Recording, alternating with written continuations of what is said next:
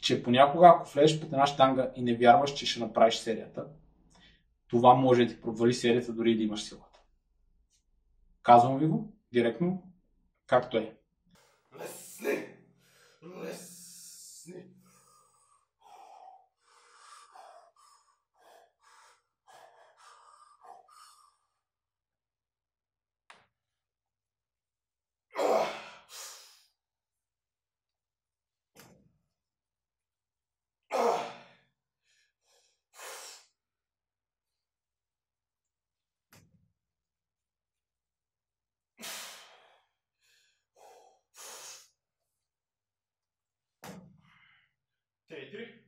Здравейте хора и добре дошли в днешното видео.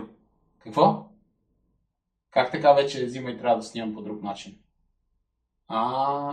Окей.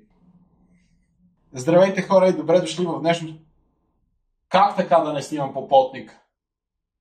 Тя ръката как ще разберат хората, че стана 41 см? Гати хората, гати нещо. Привет! Привет хора, отдавна не сме... Не мога да се хвана тук. Преди захващах, като снимах.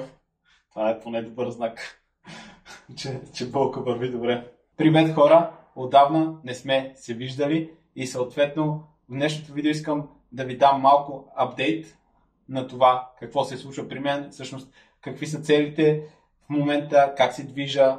Видяхте 205 тяга в началото, не беше лошо, не беше нещо вау, но и за това ще си поговорим. И съм отбелязал две неща, върху които искам да изместя фокуса ви, да си поговорим, така че да е пълноценно видеото за вас.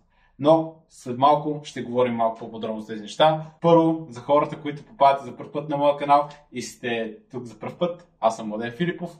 Тук си говорим за фитнес, без глупости, без стероиди, споделям и моя опит, който вече е близо 8 години в залата тренировки, целенасочени с прогрес и всъщност вече над 10 години цялостно тренировъчен опит в различни спортове, като аз съм започнал с това да ходя на лостове и да тичам, защото исках просто да отслабна. Като изчистихме това от пътя си и съответно най-вероятно сте се абонирали, тъй като ако се вълнувате от фитнес и сте попаднали на това видео, то мисля, че цялостно канала ще ви е ценен като информация. Надявам се да сте ударили лайк бутона и след като минах през всичко так, нека се върнем на това какво всъщност се случва при мен и всъщност да си поговорим цялостно как вървят тренировките. Споменах, че 205 тяга всъщност съм направил за тройка и която серия беше така, как да кажа, с една не лоша техника, с едно не лошо темпо, като цяло добра серия. Не е нещо вау, тъй като тежа в момента 93 кг и нали, не е нещо страхотно като постижение, но искам да ви отбележа, че всъщност това е с веднъж щанги в седмицата, като последните 2 или 3 седмици, нещо такова, последните няколко седмици, че не се сещам в момента колко, всъщност разместих тренировката, която беше една с щанга, я разцепих на две, тъй като започна да става доста тежка в една тренировка да правя толкова обем, тъй като аз увеличих обема, но да се върнем от там, че аз преди няколко месеца започнах един сплит, който в последствие го изградих като една безплатна програма, която ще оставя долу линк в описанието, ако искате да я заявите, съответно и да я получите. Този сплит изглеждаше по последния начин, тъй като аз исках да запазя своята мускулна маса, бях много ангажиран с много неща, нямах време да тренирам. Беше един път щанги за около 2 часа и половина в седмицата и две тренировки по 30 минути на лостове, съответно с собствено тегло и малко с дъмбел. Това накратко, мисля, че го споменах в предните от някои видеа. Може да погледнете, ако не разгледате програмата, да видите как изглежда. И оттам нататък, всъщност, с една тренировка с щанга е доста трудно да се прогресира силово, нали, да станеш по-яга, защото веднъж седмицата не е достатъчно за кой знае какъв прогрес. За поддръжка, може би е страхотно, даже за поддръжка е със сигурност страхотно, и за евентуално лек прогрес, може би ще свърши доста добра работа. Но да не увъртам прекалено много да става твърде дълго видеото. Не е лош като вариант сплита. Аз съответно увеличих обема, тъй като исках да направя този сплит, да го модифицирам в посока покачване на мускулна маса и да даде ефект потенциално за това нещо. Съответно, вкарах повече серии, съответно вдигнах тежестта, нещата се случваха супер, но последствие разцепих тренировките на две. Но тъй като искам да говорим за две неща, тук не искам да отделям и прекалено много, 2 пъти вече го казвам това време, цялостно в момента ми остава, само да мина през това нещо, в момента цялостно ми остава до края на този месец, така мисля да го оставя като период за покачване на мускулна маса, след което през целия декември ще променя сплита си и заедно с това ще съм на поддържащи калории, тъй като искам последното количество качена мускулна маса от този напън, който правя в момента, да се запазя, а не директно да мина на период на изчистване на подкожните мазнини, т.е. да намаля храната. Искам да дам малко време на тялото да си почине от това натискане, защото в последно време доста се натискам на тренировките. Като цяло от към мускулна маса съм доволен, добре се случват нещата. Така че мисля, че изчистването до година ще даде доста добри резултати. Вие може да следите това нещо тук в канала и в останалите социални мрежи, като Instagram, TikTok. Съответно там съм значително по-активен, но това ще го поправя и тук ще съм по-активен, защото все пак от тук започнах, когато бях супер активен, въпреки че може би първата мрежа е Instagram, която съм почнал да качвам, ако изключим VBOX. И съответно, тук дължа голяма част на съзряването си през тази социална мрежа YouTube и за мен е много приятно тук да качвам, но просто последно време не останам много време, но това отива към извинения, така че няма да му обръщаме внимание. И съответно от 1 януари ще започне моя период на изчистване на подкожни мазни. Бях планирал да е от февруари, но тъй като виждам, че вече съм на ръба, така да се каже, на силите си, и реално за да надградя следващия тренировъчен блок, аз трябва сега края на този месец, като приключи тренировъчен блок, да си дам една седмица почивка, да дръпна малко тежестите назад и да направя едни нови 3 месеца, които да успея да надградя и тогава вече ще стане февруари, март и така нататък.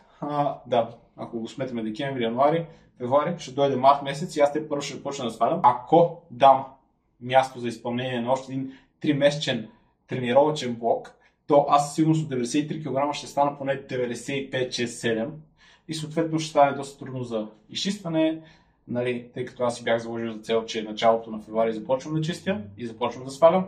Искам да се придържам към това нещо, така че това е което ще направя.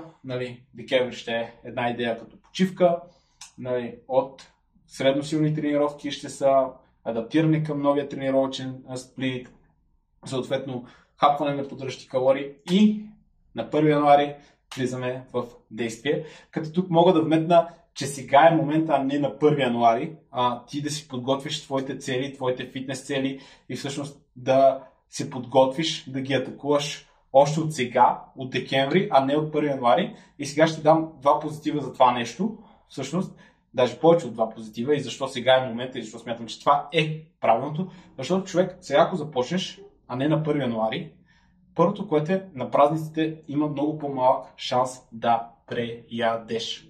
И всъщност второто, което е, гледай сега, като започнеш сега, а не на януари, ти си вече един месец по-рано от това, което в повечето случаи се очаква за нормално. И ти вече като предприемеш днес действие към това, което искаш, към промяната, към това да заложиш твоите цели и да ги гониш, ти ще се чувстваш и по друг начин. Съответно това ще даде къс за всичко останало, което правиш и въобще има много позитиви сега ти да започнеш твоята промяна.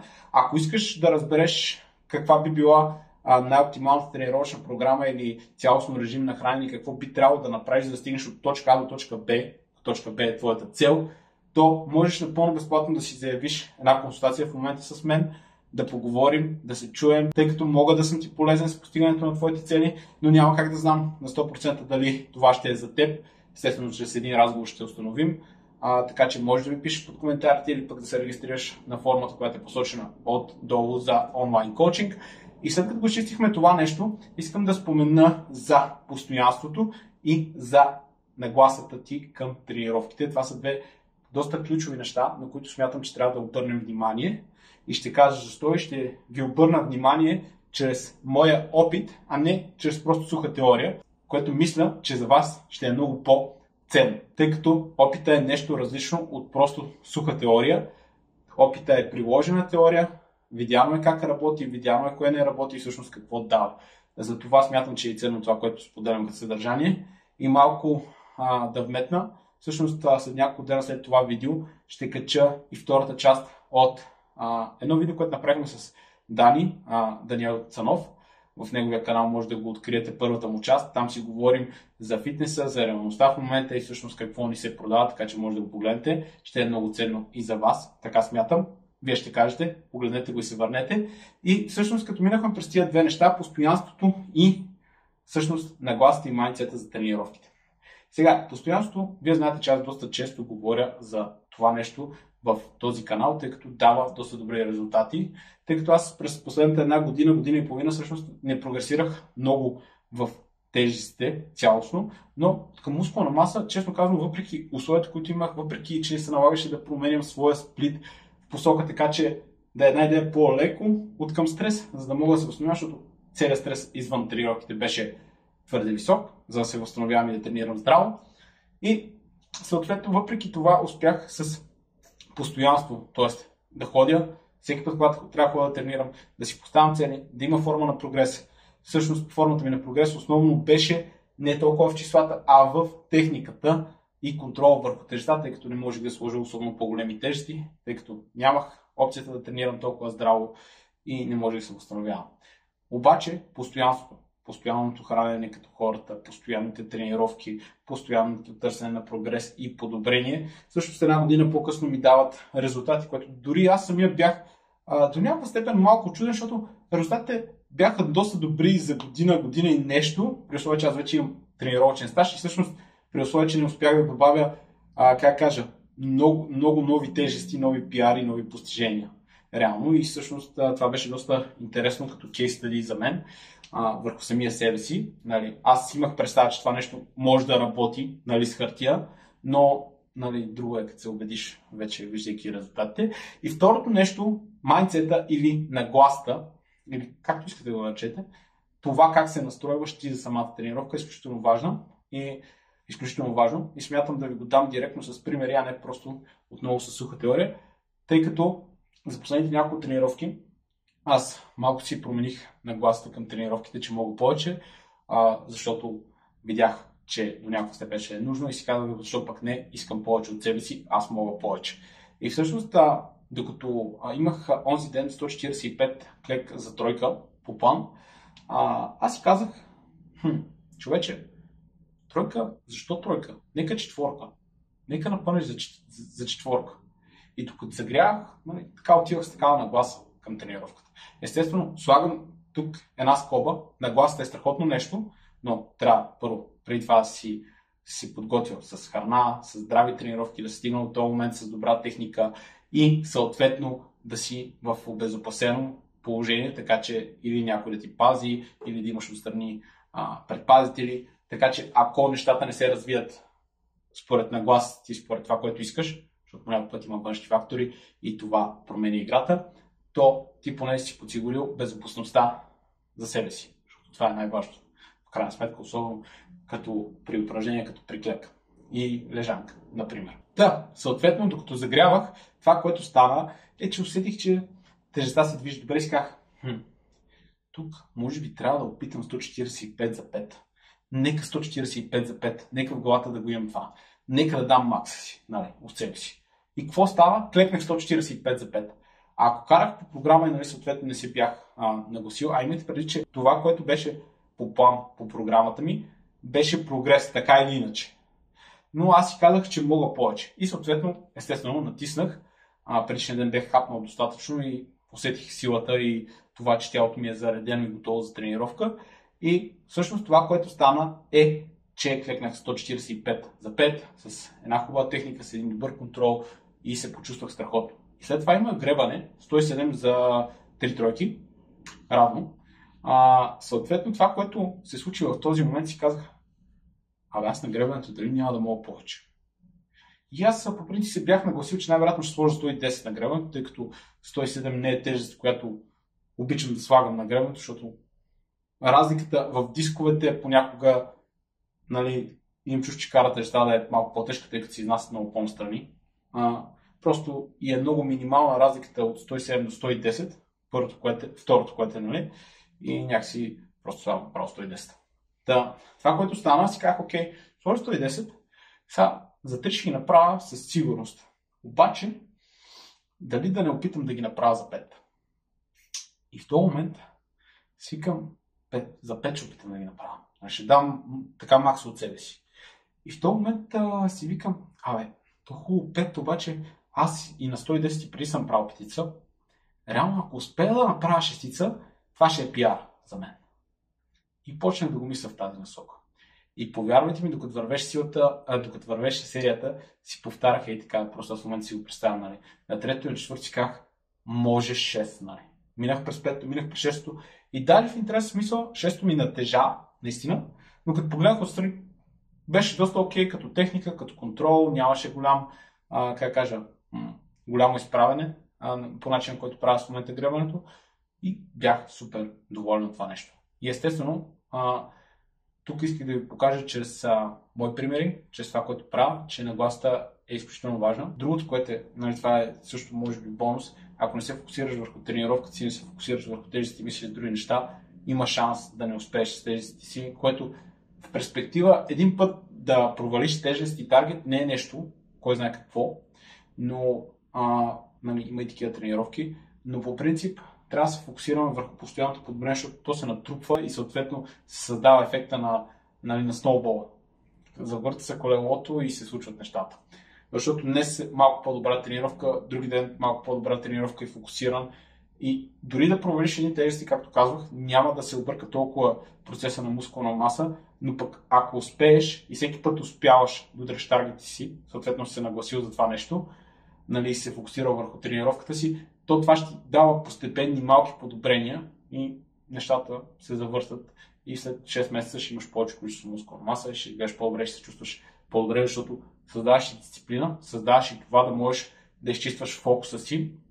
И всъщност нещо, което е доста, ценно за нагласата е, че понякога ако влезеш под една щанга и не вярваш, че ще направиш серията, това може да ти провали серията дори да имаш силата. Казвам ви го директно, както е. Така че, нали, помислете върху това. Винаги правете нещата така, че да може тренировките да ви се вписват в ежедневието, а не да ви пречат. И съответно правете така нещата, че да може да сте постоянни. Т.е. за да сте постоянни трябва да има нещо, което да ви кара, да ви харесва да отивате на тази тренировка.